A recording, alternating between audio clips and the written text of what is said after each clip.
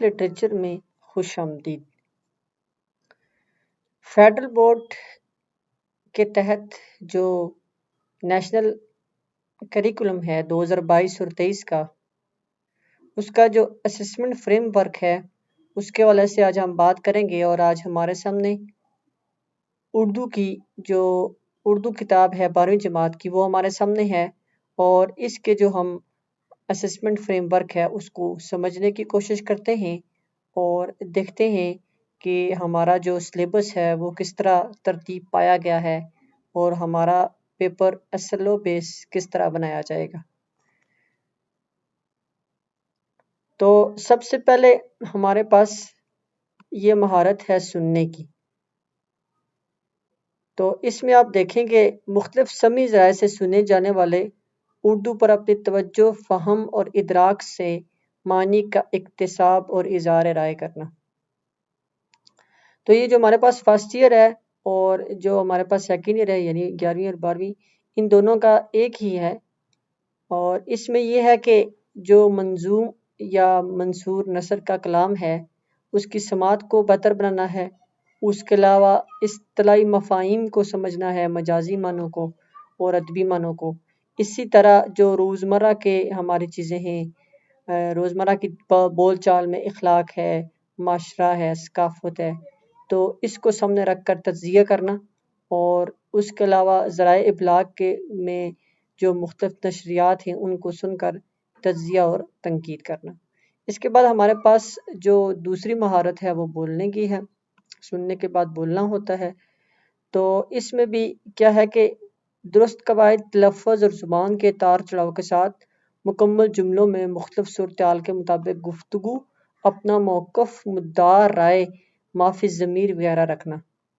تو یہاں پر جو دوسری چیز ہے ہمارے سامنے وہ بولنا ہے، تو سننے کے بعد بولنے کا عمل ہوتا ہے، لہٰذا یہ بھی ایک اہم مہارت ہے جس کو سیکھنا طلباء کے لیے بہت ضروری ہے۔ اچھا، ہم براہ راست پڑھنے کی طرف پھر آ جاتے ہیں۔ تو پڑھنے کی جو مہارت ہے اس میں ہم نے جو ہمارے سامنے چیز ہوگی وہ یہ ہوگی کہ جو حروف ہیں، الفاظ ہیں یا جملے ہیں، اور تحریر کی پہچان، ادراک، تحریر کا صحیح تلفظ، روانی کے ساتھ پڑھائی اور سوالات کے مربوط جوابات۔ تو یہ تمام چیزیں ان کو پڑھ کر ہم نے ان کا جواب دینا ہے، سوالوں کے مربوط جواب دینے کی کوشش کرنی ہے۔ تو اس میں کیا ہے، استحسانی اور تنقیدی نقطہ نظر سمجھنا، منتخب طریق سے مطالعے کی عادت کو اپنانے کی کوشش کرنا، علم بیان، بدیع اور منتخب شعری محاسن کو سامنے رکھ کر تبصرہ اور موازنہ کرنا۔ اچھا، آگے ہم براہ راست SLOs پہ آ جاتے ہیں۔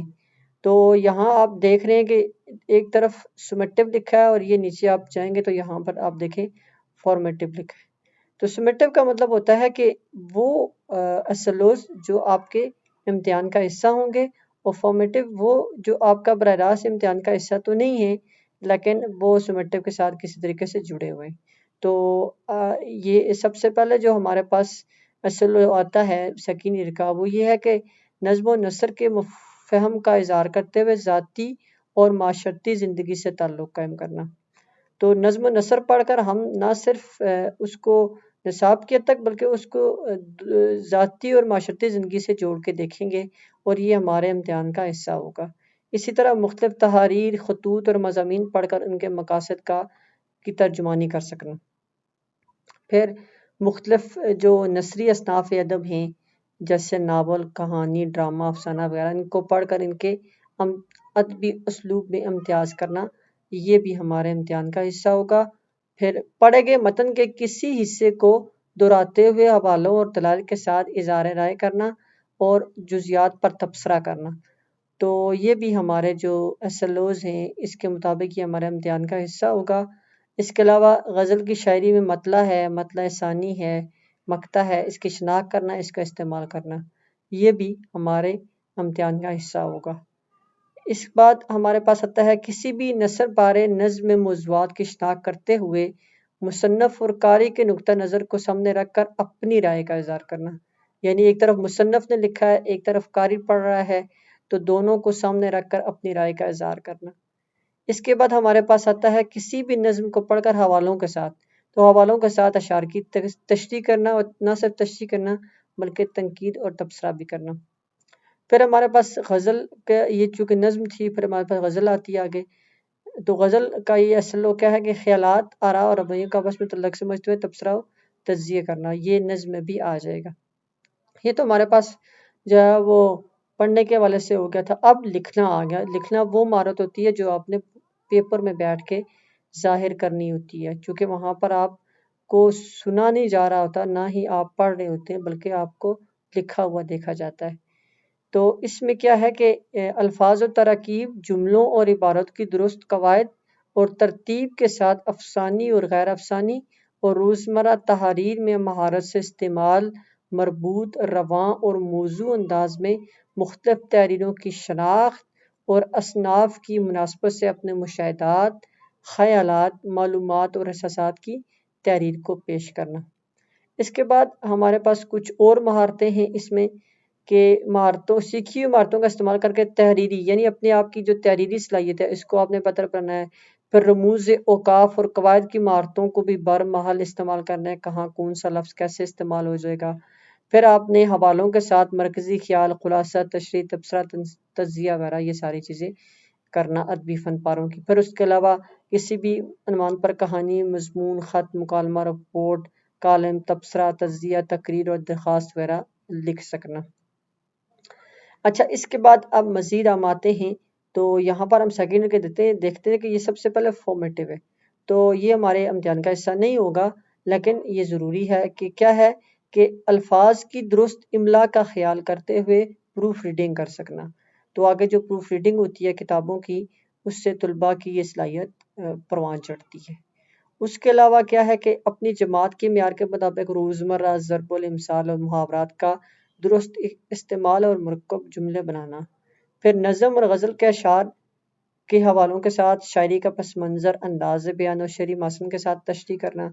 پھر کسی بھی نظم یا نثر کو پڑھ کر اس کے اہم نکات کا خلاصہ لکھ لینا۔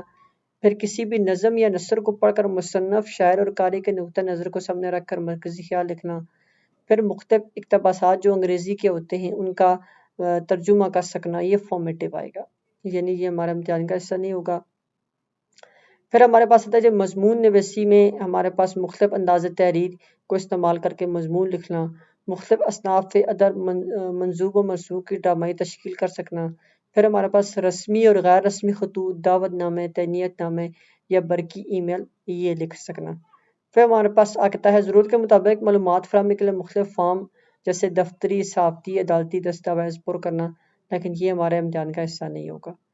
کسی بھی رسمی اور غیر رسمی تحریر جیسے کالم، رپورٹ، تبصرہ، تذکرہ، تجزیہ وغیرہ کی جزیات کو استعمال کر کے تنقید و تبصرہ کرنا، یہ ہمارا امتحان کا حصہ نہیں ہوگا۔ پھر مختلف اقتباسات کی تلخیص نویسی کر سکنا، یہ ہمارے امتحان کا حصہ ہوگا۔ آگے اب مختلف سامعین اور مقاصد کو مد نظر رکھتے ہوئے 350 الفاظ پر مشتمل تقریر لکھ سکنا، یہ ہمارے امتحان کا حصہ نہیں ہوگا۔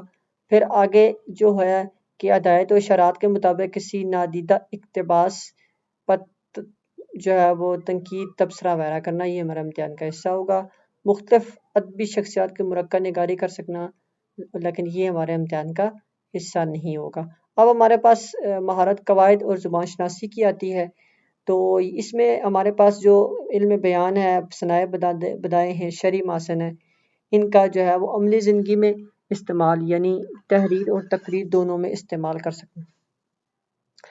تو یہاں بھی کچھ مزید چیزیں ہیں جیسے جملوں اور اشعار کی تختی اور ترکیب نوی کر سکنا، پھر جملوں کا برمحل استعمال کرنا، پھر اس کے علاوہ صحت کی رفتار کے مطابق جملوں کو تحریر و تقریر میں استعمال کرنا، رموز و اوقاف اور اعراب کا درست استعمال، پھر شعری محسن جو ہمارے پاس آتے ہیں اور علم بیان اور بدیع وغیرہ اس کا استعمال۔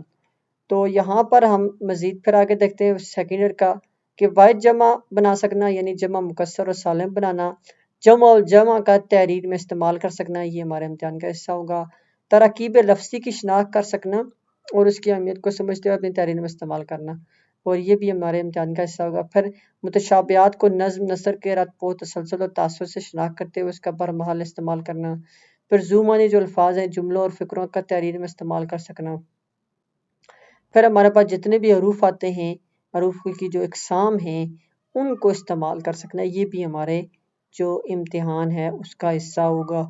پھر علامت اوقاف جو ہمارے پاس ہیں ان کا استعمال کرنا، اچھا مرکب مصادر بنا سکنا، ان کا استعمال بھی کر سکنا۔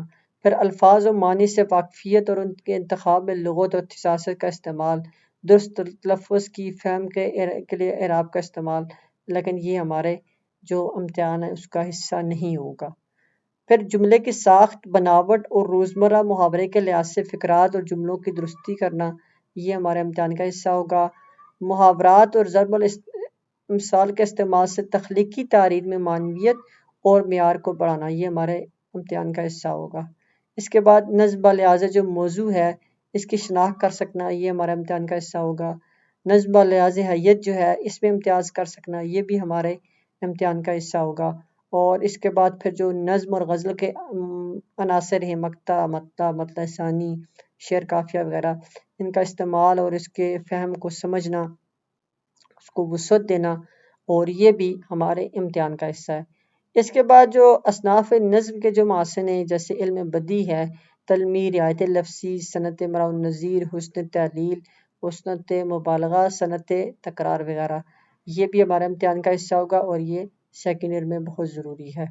تو آج کی ویڈیو میں ہم نے کچھ اہم SLOs کو دیکھا اور کچھ اہم سمیٹیو اور فارمیٹیو چیزوں کو سمجھنے کی کوشش کی۔ تو امید ہے کہ آپ کو لائٹ آف لٹریچر کا یہ سلسلہ بہت پسند آ رہا ہوگا۔ اگر آپ لوگ اپنی رائے دینا چاہیں تو ضرور اپنی رائے سے نوازیں۔